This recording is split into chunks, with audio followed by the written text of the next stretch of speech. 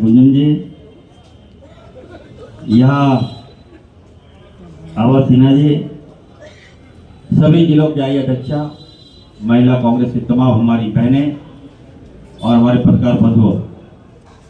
देखिए, मैं ज़्यादा समय नहीं लूँगा क्योंकि समय कम है और आज नारी शक्ति का सम्मान समारोह है, तो वहाँ हम क्या काम। लेकिन जब अलका जी ने कहा कि मंत्री जी आपको यहाँ आना है तो मैं यहाँ आया हूँ। मैं 2-3 बात आपको कहूँगा। देखिए, गुंजन जी ने काफ़ी अच्छा काम किया। महिला कांग्रेस को सशक्तिकरण के या मजबूती की तरफ बहुत एनर्जी लगाकर काम किया है इन्होंने, और राज्य की महिलाओं का संगठन को खड़ा भी किया। मुझे याद है कि जब जामताड़ा की बात हो रही थी तो जामताड़ा में अध्यक्ष चाहिए, जामताड़ा में कमेटी चाहिए, आए दिन हमें सब परेशान कर रही थी। तो ये कहीं ना कहीं जुनून था। निश्चित तौर पर मैं कहूँगा गुंजन जी आपने अच्छा काम किया है, और जीवन का रीत है ये, जो आज आया है वो कल जाएगा ही जाएगा, इसलिए आपको घबराना नहीं है। और हम लोग जब आए हैं तो कोई अस्थाई लेकर चीज नहीं आए हैं, कोई पद अस्थाई नहीं होता है, इसलिए आपने अच्छा काम किया है और पार्टी पे यकीन रखिए। हमारे समाज राहुल गांधी जी, प्रियंका गांधी जी, सोनिया गांधी जी, खड़गे साहब आपके कार्य को देखते, तो निश्चित तौर पर आपका भी भविष्य उज्जवल है। मैं रमा ठाकुर जी को बहुत बहुत मुबारकबाद देता हूँ कि देखिए आप एक जमीन से आई, जमीन से जुड़े आप कार्यकर्ता हैं। हर कार्यक्रम को आप सफल बनाने के लिए आपने हमेशा एकजुट एक किया है, और आज उसी का परिणाम है कि देखिए कांग्रेस पार्टी ने एक आदिवासी महिला को इतना बड़ा सम्मान दिया है। मैं अपनी ओर से आपको बहुत बहुत मुबारकबाद देता हूँ, बधाई देता हूँ, और ये उम्मीद और विश्वास के साथ कि आप निश्चित तौर पर जो जवाबदेही आपको अलका लांबा जी ने दी है, कांग्रेस पार्टी ने दिया है, आप मजबूती के साथ महिला कांग्रेस को और धारदार बनाएंगे। मैं आपका भाई इरफान अंसारी आपको विश्वास दिलाता हूँ, महिलाओं के लिए या महिला कांग्रेस के लिए जो कुछ भी आपको चाहिए आपका भाई इरफान अंसारी आपको देगा। कहीं कोई कार्यक्रम कीजिए आप, किसी जिला में कोई कार्यक्रम कीजिए आप, हर तरह से आपका भाई इरफान अंसारी वहां खड़ा रहेगा, मैं आपको विश्वास दिलाता हूँ। निश्चित तौर पर देखिए, आज मैं कह सकता हूँ, आपने देखा होगा कि हाल के दिनों में बिहार में कुछ लोगों ने कांग्रेस पार्टी पर हमला किया था। बताइए, कांग्रेस जहां कांग्रेस कार्यालय जो एक मंदिर होता है, और मंदिर में लोग जाते हैं, वहां श्रद्धा होता है, वहां पूजा होता है, ठीक उसी प्रकार कांग्रेस का जो कार्यालय है हम सब के लिए मंदिर है। और कोई कार्यालय में घुसकर हंगामा करेगा कोई पार्टी के लोग, तो उसको हम लोग बर्दाश्त नहीं करते। इसको लेकर हमने कोई बात कहा था, और उसके खिलाफ में भाजपा की महिला, बताइए साहब, बड़ा अफसोस होता है, उसके पास तो महिला है ही नहीं, गिना चुना महिला चली आई हमको हमारे रांची का कांग्रेस कार्यालय को घेरने के लिए। हम लोग पटना में थे, दीपिका जी भी पटना में थे, नेहा जी भी पटना में थी। आप देखिए हिम्मत तो देखिए, बोलते हैं कांग्रेस ऑफिस हम लोग घेर लेंगे। हमने कहा, गुंजन जी को कहा, गुंजन जी ने कहा है आप, कुछ भाजपा की महिला लोग आती है, कह रहे कि हम लोग रांची का कांग्रेस कार्यालय घेर लेंगे। तो मैंने कहा चलिए भाई, घेर तो नहीं पाएगा, हिम्मत की दाते नहीं हुए लोगों को, साहस तो कर लिया इन लोगों ने, लेकिन हमारी महिला कांग्रेस ने उसका मुंहतोड़ जवाब देने का काम किया। और मैं कह सकता हूं, हर चुनौतियों का सामना हमारी महिला कांग्रेस कर सकती है। हम लोग आपके साथ हैं। मैं ज़्यादा लंबा भाषण नहीं दूंगा आज आप देखिए, स्वास्थ्य के क्षेत्र में आप लोग को जो भी आपको लगे कि नहीं मेरे लायक कोई काम है, हमारे यहाँ काफ़ी संख्या में सैया बहनें हैं, लगातार हम उनके लिए काम कर भी रहे हैं, हम बहनों को आगे भी ला रहे हैं, और हर क्षेत्र में हम भागीदारी बहनों को दे रहे हैं। तो आज का जो मंच है, आज ये पदभार ग्रहण करने का मंच है। मैं अपनी ओर से गुंजन जी को बहुत बहुत बधाई देता हूं कि आपका जो चिरकाल रहा है काफ़ी सराहनीय रहा है, और आपने आज योगदान दिया है।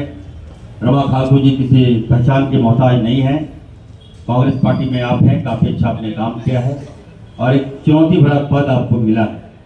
और हमें लगता है कि उसका निवारण आप ईमानदारी से करेंगे। आप सबने यहाँ बुलाया। अंत में मैं कहूँगा अलका लांबा जी जो हैं बहुत ही मजबूत नेत्री भी हैं, पार्टी के योद्धा भी हैं। हम आप सबसे बहुत कुछ सीखते भी हैं। आपका जब वार होता है, जब आप भाजपा को दिल्ली के मीडिया चैनल में जब अटैक करती हैं तो हम सबका सीना चौड़ा हो जाता है। तो मैं यहाँ से झारखंड की धरती पर आपका बहुत बहुत मुबारकबाद देता हूँ और ज़्यादा समय नहीं लेते हुए इस सम्मान समारोह इतना अच्छा आयोजन करने के लिए कमलेश जी का बहुत बहुत आभार। जय हिंद, जोहार। भार देने की बात है। मैं अपनी बात की शुरुआत करना चाहूँगी जो अध्यक्ष पहले नहीं, गुंजन जी का जो आज अपना कार्यकाल समाप्त करते हुए इस जिम्मेदारी को आगे बढ़ा रही है, मैं उनके बारे में कहना चाहूँगी। गुंजन हमारी छोटी बहन की तरह है।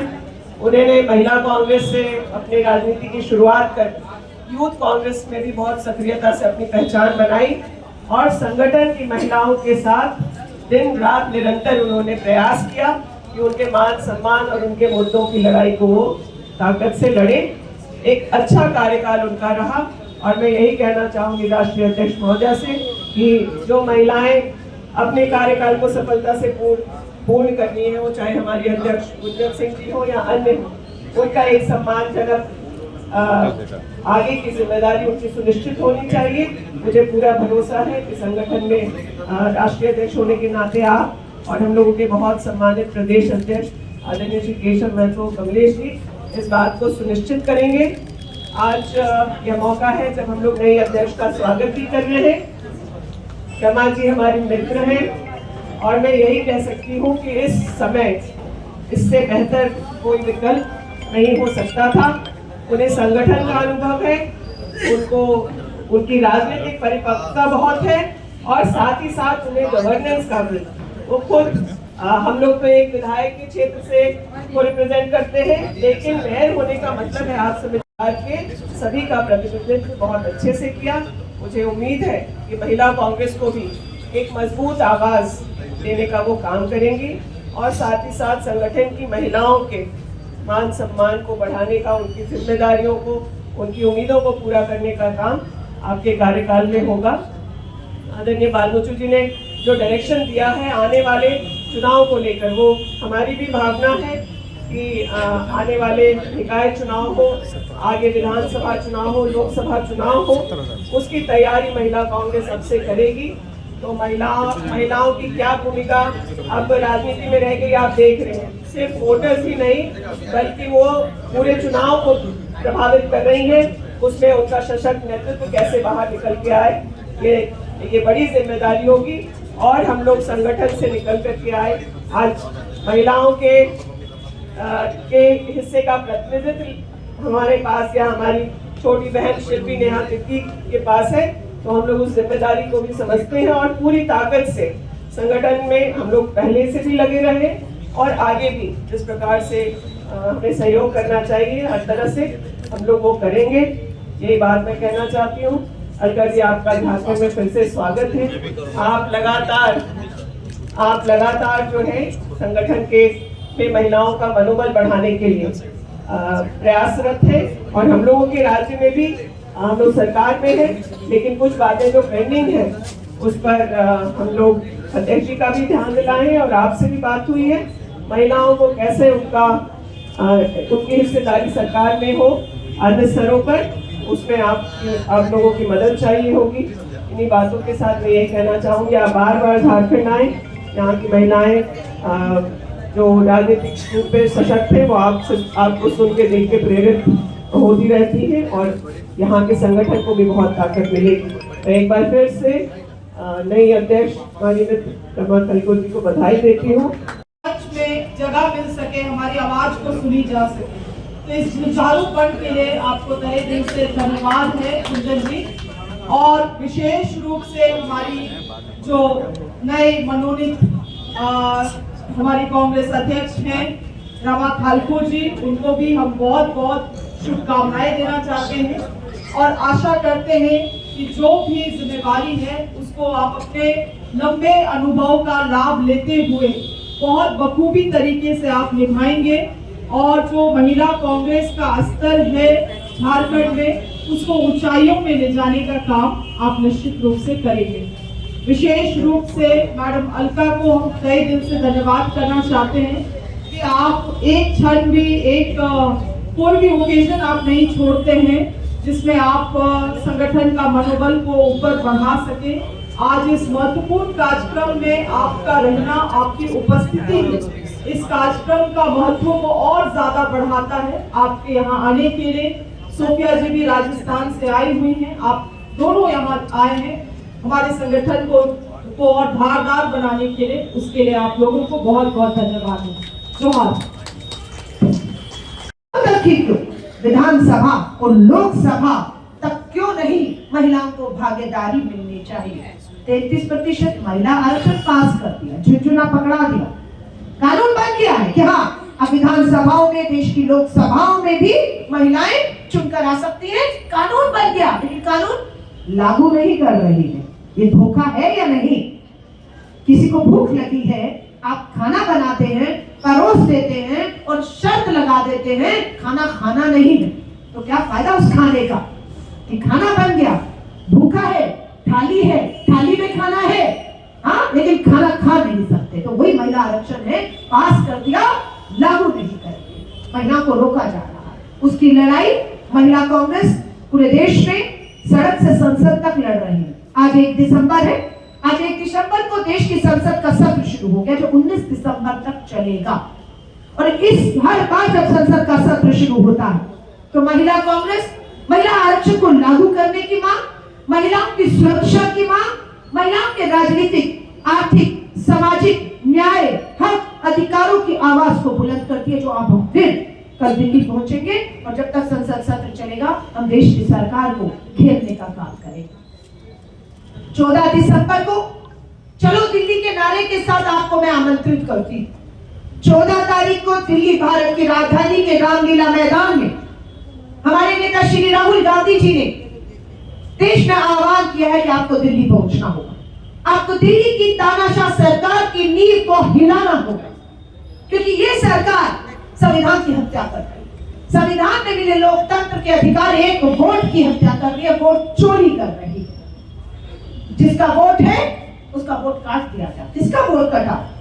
बिहार का चुनाव हुआ, 65 लाख लोगों का वोट काट के उन्हें वोट के अधिकार से वंचित कर दिया।